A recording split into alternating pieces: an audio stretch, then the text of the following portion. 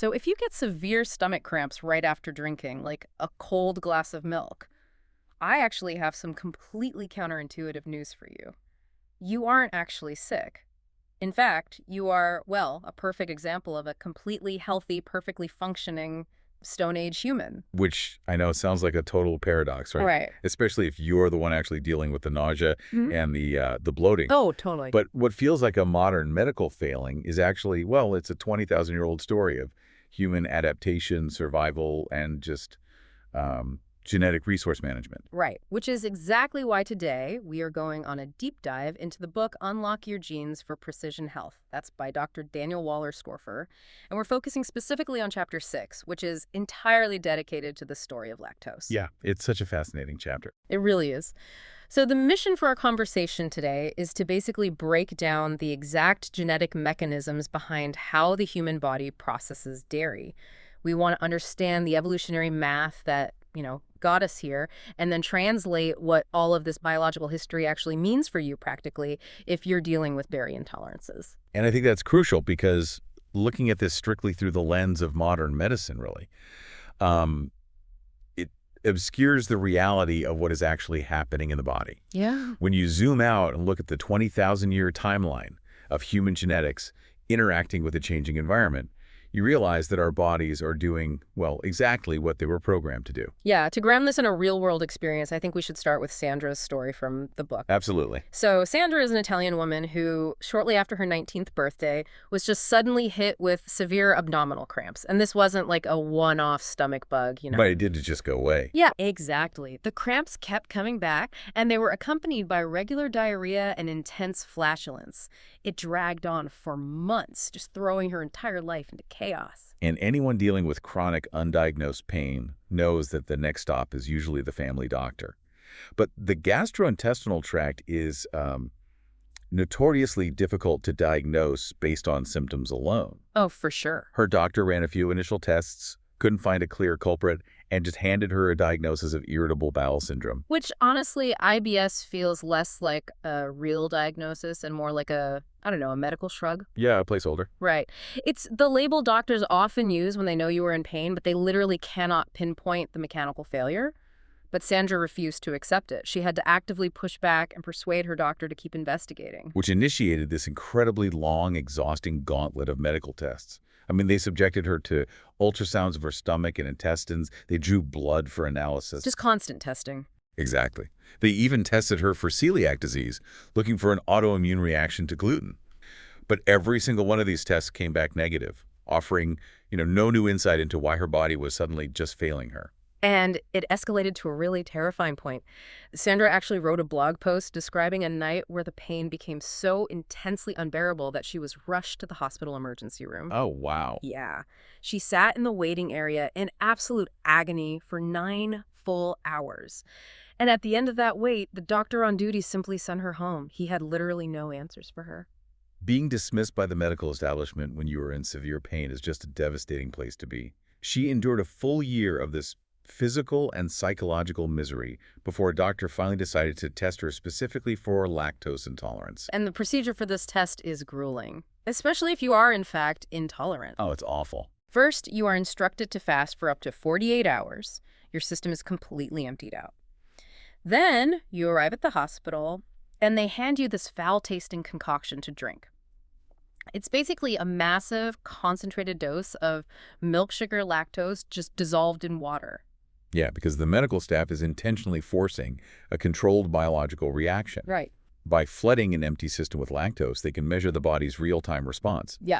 So they take blood and breath samples every 30 minutes, a process that goes on for up to 5 grueling hours. And for someone with severe intolerance, the digestive nightmare begins almost immediately as the blood and breath react to that undigested lactose.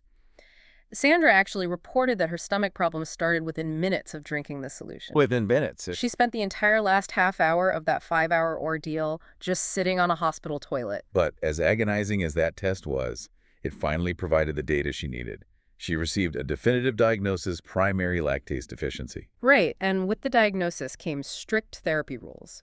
All dairy products were immediately forbidden.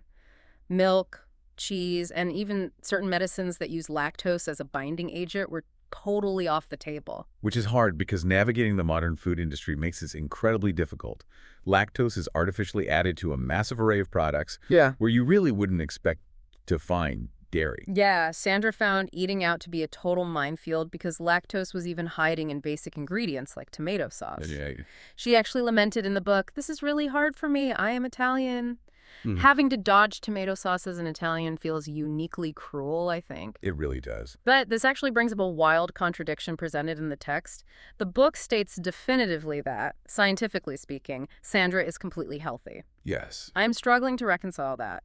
How can a woman be considered perfectly healthy if a simple bowl of tomato sauce sends her rushing to the bathroom in agony? Well, to resolve that contradiction, we basically have to leave modern-day Italy and travel back roughly 20,000 years to the landscape of ancient Europe. Okay, so we're talking about our hunter-gatherer ancestors. Exactly. We are looking at a population surviving by hunting wild game with spears and gathering roots, fruits, nuts, and mushrooms. In this unforgiving environment, infant mortality was a constant threat. Oh, absolutely. So breast milk was the absolute lifeline for a newborn survival, providing critical immune system boosts and essential energy for a rapidly growing body. And that energy is heavily concentrated, right? One of Yeah. the primary energy sources in breast milk is milk sugar, or lactose. There are approximately 4 kilocalories of energy locked inside just 1 single gram of lactose. Yeah, but the challenge is how the infant's body accesses those kilocalories. Lactose presents a structural problem.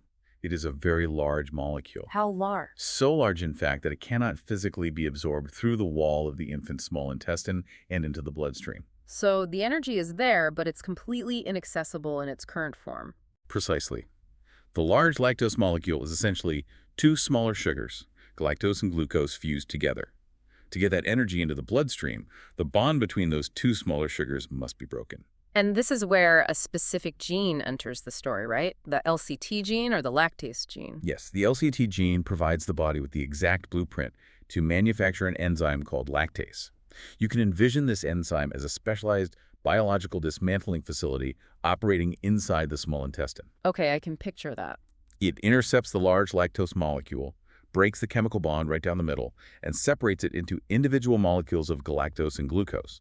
Once separated, those smaller sugars easily pass through the intestinal wall and into the blood, delivering those vital kilocalories. Which is an incredibly elegant mechanism for infant survival. But as that Stone Age baby grows and reaches the end of the breastfeeding period, their diet transitions entirely to the solid foods gathered and hunted by the adults. Which fundamentally alters the biological requirements of the body. Once the child is weaned, they are no longer consuming milk. Therefore, there is no more lactose entering the small intestine that needs to be broken down. You know, if we think about this in terms of resource management, the LCT gene basically operates like a paid subscription service. Oh, that's a good way to put it. Right. Like when you are a baby, the service is vital for survival, so you pay the biological energy cost to keep the lactase factory running. But once you are weaned, keeping an entire enzymatic production line running for a sugar you will literally never consume again is a massive waste of biological energy. So nature simply cancels the subscription. Exactly. Nature is ruthlessly efficient when it comes to energy conservation. It implemented a genetic switch that gradually deactivates the LCT gene as we age. Wow. The timeline varies. Of course, some people experience this deactivation quickly in childhood, while for others it is a slow process taking decades. But the original human default is that the lactase factory eventually shuts down completely. And that system worked perfectly for thousands of years. But then human behavior changed drastically. About 10,000 years ago, we hit the agricultural revolution. Right. Instead of exclusively hunting wild game, humans began domesticating animals. They kept and bred sheep, goats, and cows. Suddenly, adult humans had access to vast quantities of animal milk. And during times of plenty, adults likely ignored the milk. But early agriculture was really precarious. When crops failed and starvation loomed, those hungry early farmers inevitably turned to the milk their animals produced. But they were drinking it with canceled subscriptions. Their genetic switch had flipped years ago. They had no lactase enzymes waiting in their intestines. So what physically happens inside the body of an adult farmer when they drink cow's milk without the ability to process it? Well, it creates a severe biological clash. Without the lactase enzyme to dismantle the lactose into glucose and galactose, the giant lactose molecule cannot be absorbed. It simply travels down the digestive tract and sits completely undigested in the adult intestine. And the intestine isn't an empty tube, it's a highly populated ecosystem. Right? It's filled with various bacteria and fungi. When these organisms encounter a massive, undigested sugar molecule sitting in a warm environment, they basically seize the opportunity and begin breaking it down themselves. Oh boy. Yeah. This process is essentially fermentation occurring inside the human gut.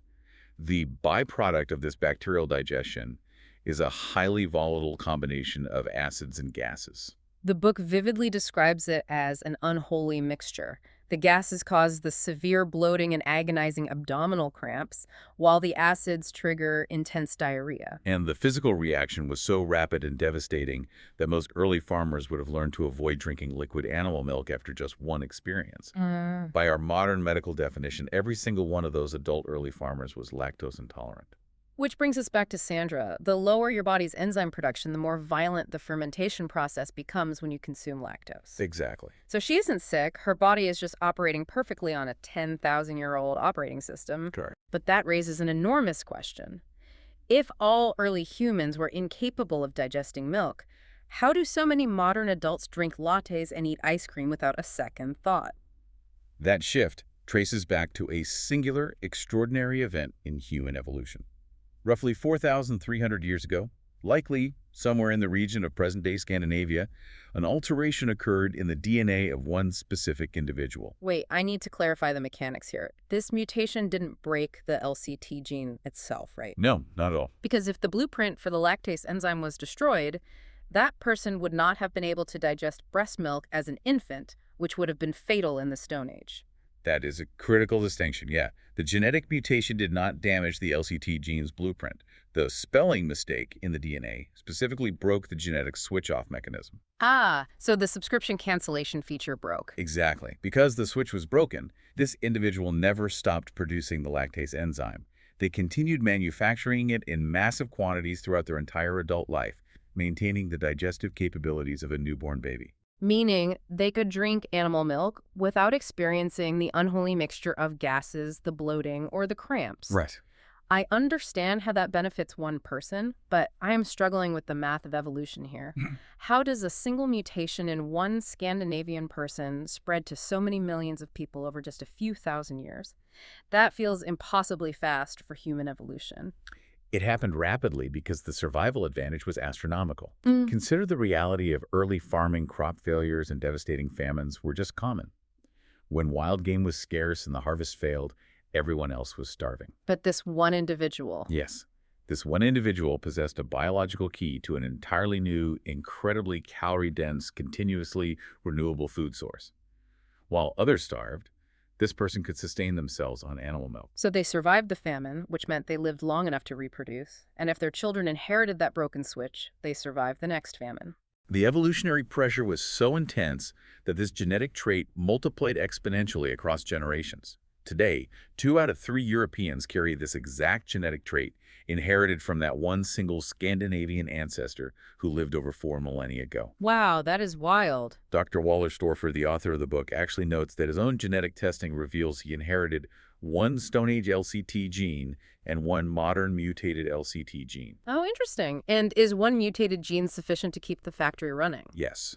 Possessing just 1 copy of the mutated gene produces enough of the lactase enzyme to comfortably process yogurt, cheese, and milk without any digestive complaints. So looking at this from a geographical perspective, the map of modern lactose tolerance is essentially a map of where that one ancestor's descendants traveled. Pretty much. The highest concentration remains near the point of origin. Over 90% of the population in Scandinavia possesses the mutated gene and can tolerate dairy flawlessly. But as you move outward from Scandinavia, the prevalence steadily drops. The book maps this out clearly. In the United Kingdom, it drops to about 80%. Down in Italy, which totally explains Sandra's situation, it falls to 40%. And across the continent of Africa, almost no one carries this specific modern LCT gene. Right. Geography fundamentally dictates your biological baseline. The farther away from Scandinavia your ancestors originated, the higher the probability that your genetics operate exactly like a Stone Age human regarding dairy. But human migration blurred those lines. As Europeans traveled, explored, and colonized various parts of the globe, they brought the Scandinavian LCT gene with them. The book notes that wherever populations of European descent settled and multiplied, even as far away as Australia, you find high concentrations of that modified gene today. Conversely, indigenous populations in Africa and Asia overwhelmingly possess the original unmutated LCT gene. Which completely recontextualizes the culinary histories of those regions. It's no coincidence that indigenous populations in Africa and Asia generally avoid high lactose raw dairy products. Their traditional cuisines just adapted to their genetics. Exactly. When dairy is consumed in those cultures, it is almost always fermented first. Fermentation uses bacteria to break down the lactose outside the human body. Ah, I see. So by the time the food is consumed, the lactose content has been drastically reduced. This is why raw, unfermented dairy is practically absent from traditional Asian and African diets, while it remains an indispensable pillar of European culinary tradition.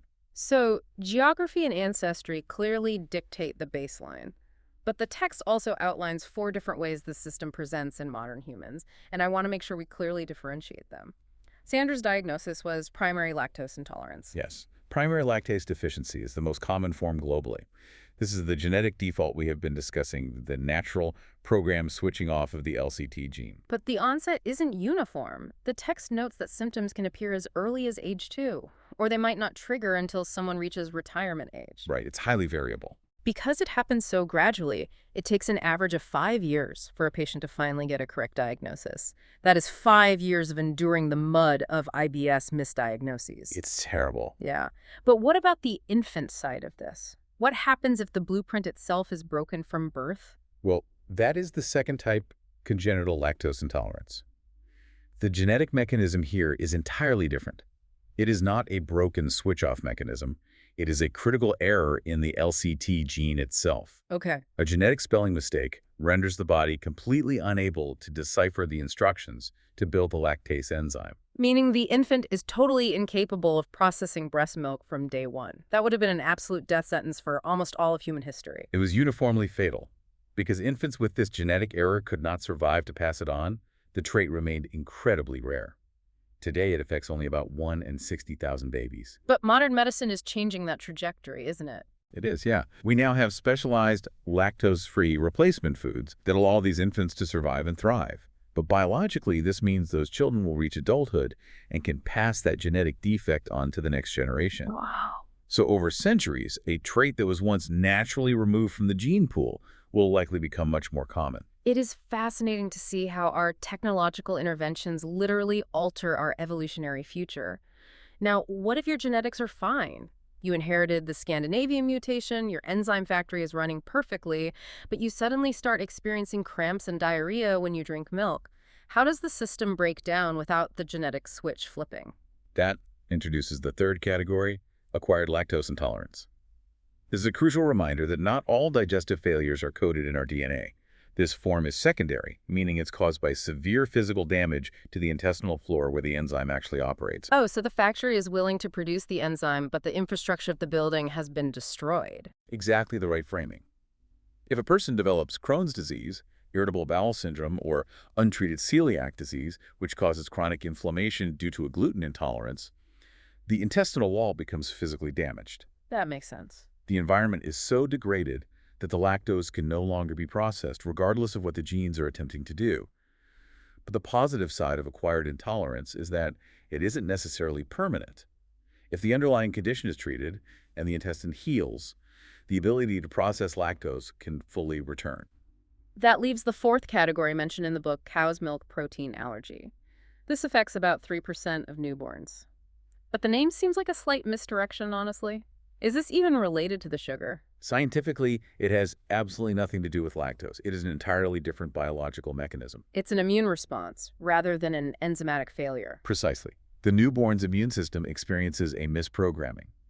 It incorrectly identifies a specific protein found in cow's milk as a dangerous bacterial infection. Oh, wow. The body launches an aggressive immune defense to fight off the protein, resulting in severe allergic symptoms. However, as the child's immune system matures, this misprogramming is usually corrected, and the allergy typically disappears in adulthood. Bringing this all together, I think the practical takeaway for you listening to this really comes down to understanding the statistical realities of your own ancestry. Yeah, the numbers are pretty stark. If you are of Caucasian descent, there is a roughly 33% probability that your LCT gene will gradually switch off as you age. A 1 in 3 chance. And knowing that it takes the medical system an average of 5 years to correctly diagnose those slowly accumulating symptoms, genetic testing offers a massive shortcut. Absolutely. If you know you carry the original Stone Age gene, you can watch for the signs immediately rather than spending years sitting in emergency rooms with vague IBS diagnoses like Sandra did. And if you are of a different ethnicity, The probability of your gene switching off climbs to over 90%. It is the overwhelming norm. For those populations, the advice is straightforward: continue consuming dairy if you enjoy it, but be entirely prepared for the symptoms to inevitably appear as the biological subscription runs out. it completely reframes how we view our bodies and the food we consume. It really does. And it leaves us with a profound realization about modern medicine.